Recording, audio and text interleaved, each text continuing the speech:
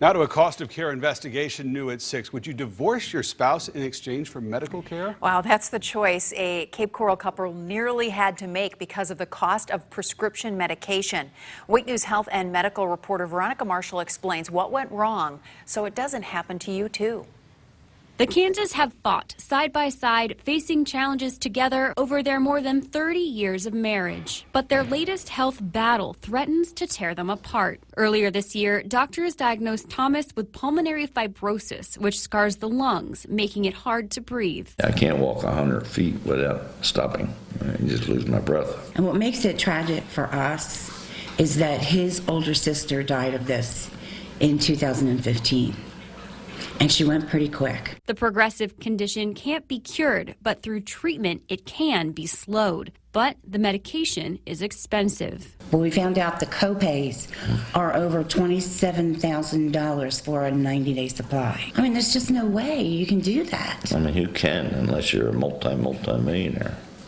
And believe me, we're not. And all of their applications for financial assistance rejected. She said, oh no, what was your annual income last year?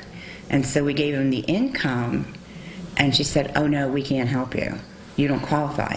To afford the medication, they face a devastating choice, a divorce to divide their assets. It won't change anything for us, but I think that's cruel. I really think it's cruel to do that to people. We don't know where else to go.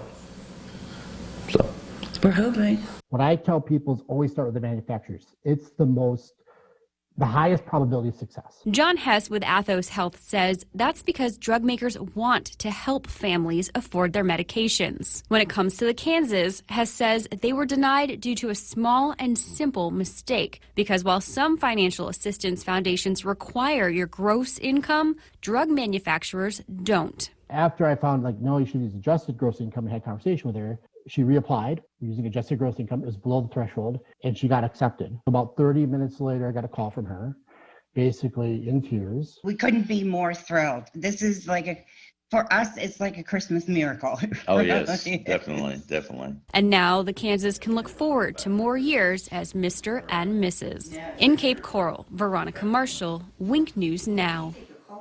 Wow. Hess says there are two types of people who typically fall into this trap. People who just recently retired or those who are on Medicare but are still working. That's because financial assistance programs are generally based on last year's income. What an agonizing decision to have to even think about making. Thankfully they didn't, but just imagine having to consider that. It's almost like a game, like a nasty game, right? You know? Fortunately, they had an expert who told them what to do, and it worked. Right. We're glad we could help with that a little bit. And if you have a cost of care question or something you'd like us to look into, email us at costofcare@winknews.com.